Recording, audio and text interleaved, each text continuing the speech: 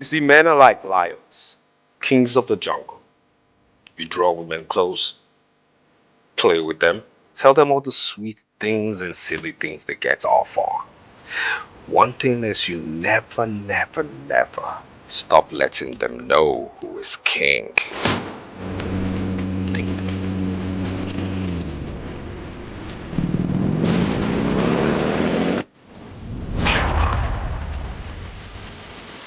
Because I don't understand. You want to defer your service because of Casey? A man that treats you worse than a paid Olosho? What is this boy rubbing that thing that is sweeting your head, that's making you lose control of yourself? Babe, you won't understand.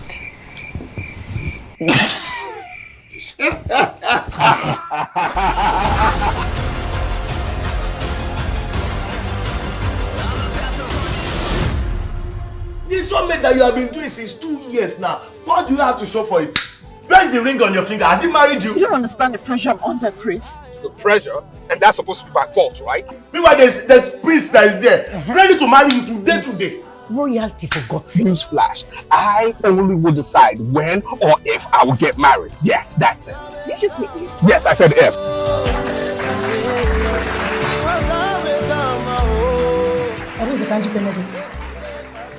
Are you in the court? You don't know church? 5 years of my life! You wasted 5 years of my life! You didn't even have to force to tell me the truth! Shut it!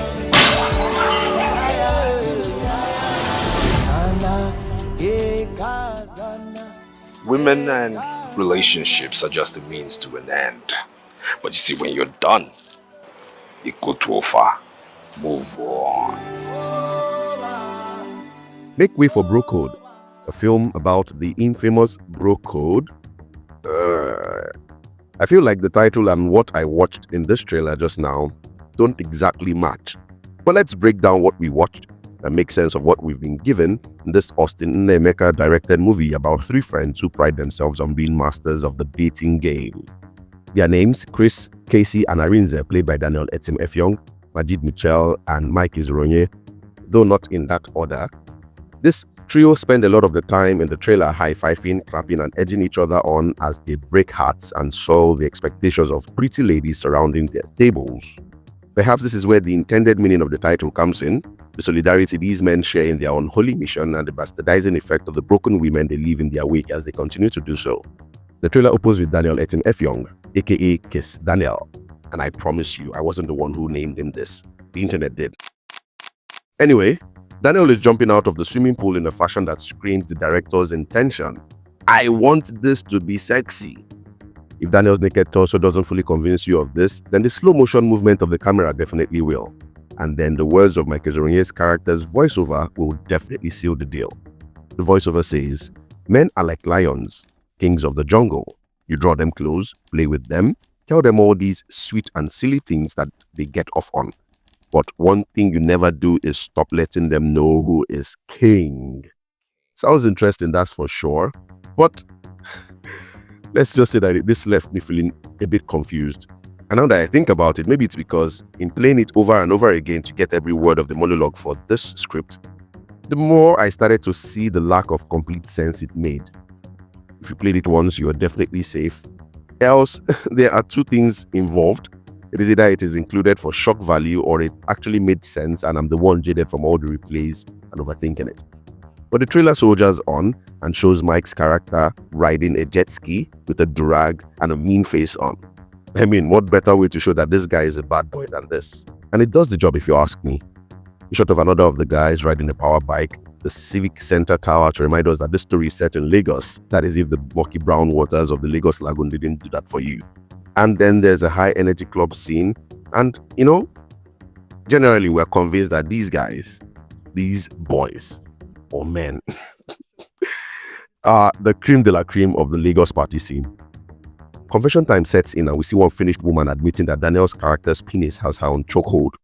What is this boy rubbing that thing that is sweeting your head, that's making you lose control of yourself? Babe, you won't understand. I mean, I laughed out in this scene. And seeing that the next shot is of some characters also laughing, it became obvious that that scene was played definitely for laughs. I like the intentional humor that the trailer leaned into because it caused me to detach a bit and see things even more clearly. The whole trailer up to this point has been one big setup for a joke, and it had just climaxed 48 seconds into the 2 minutes 4-second runtime. Everyone is having fun on screen. Some are getting dragged into rooms for some daddy and mommy playtime, and those who can't make it all the way into rooms are doing silly things, dirty, nasty things in the offices. It's something. We get some more information on the overall plot when Nancy Sime shows up. She's squeezing her face like she's channeling Viola Davis playing Michelle Obama. Whoever Funny Bone's character is to her, he lambasts her for wasting 2 years of her life playing soulmate with Chris, who turns out to be Mike Ezuruonye's character. He tells her that there is at least one reasonable person outside in the world ready to marry her today if she's ready. We get a sense of just how much of a scumbag Chris is when she tries talking to him about this, to tell him about the pressure she's facing at home to settle down, only for him to respond to her by saying that only he will decide if and when he will get married. The use of the word if isn't lost on her, because I'd be amazed if it was. I would have just known that this character is irredeemable, because that statement from Chris speaks volume, and it tells her all she needs to know about her time with this Lagos playboy. The next scene, however, tells us that it takes her some time to really learn her lesson, seeing how enraged she is when Chris finally settles down with this fine Asa played by Atlanta Bridget Johnson. The way his two friends are celebrating at the wedding ceremony, you start to think that they are really happy for him for having dodged a bullet.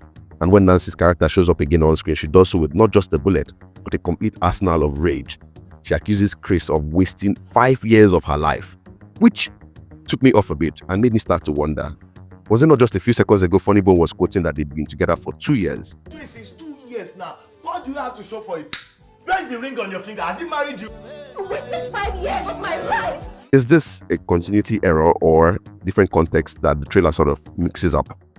I mean, the full movie should tell us and clear things out, but this took me out a bit. Nancy's character hulks out and scatters the place like she's on a mission from Acme, throwing drinks and breaking glasses.